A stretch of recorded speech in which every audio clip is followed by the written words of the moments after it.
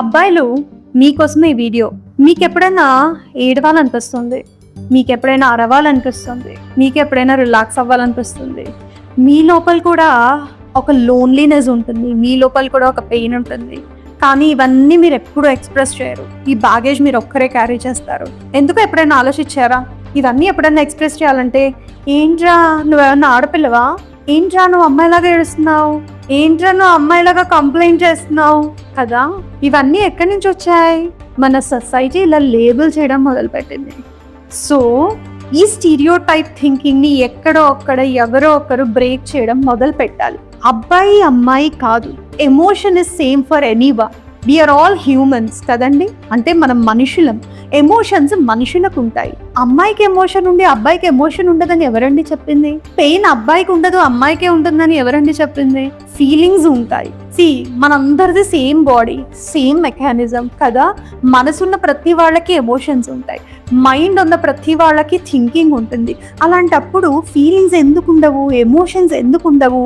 So it's okay to feel, it's okay to react, it's okay to break down and it's okay to express. కాబట్టి దయచేసి don't suppress your feelings. It's okay to vent out your feelings.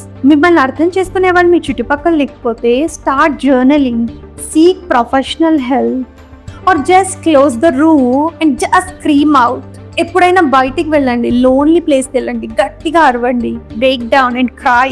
కానీ pain ని longer period వరకు just don't carry with in your self. And I say parents, ఎందుకంటే old generation పేరెంట్స్కి నేను ఏది చెప్పలేను, కానీ న్యూ జనరేషన్ పేరెంట్స్కి నేను చెప్పగలుగుతాను.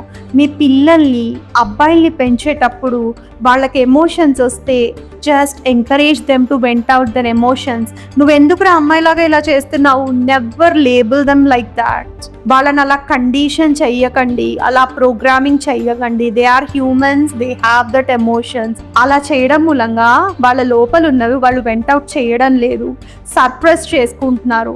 దాని మూలంగానే ఇప్పుడు జనరేషన్ అబ్బాయిలు ఎవరైతే ఉన్నారో చాలా మటుకు వాళ్ళ లోపల ఎమోషనల్ రెసిలియన్స్ ఏదైతే ఉందో అది తగ్గిపోతుంది, వీక్ అయిపోతున్నారు. No, they have to become strong. Okay, so boys, it's okay to express yourself, it's okay to break down, it's okay to cry. Me Archana Nanduri.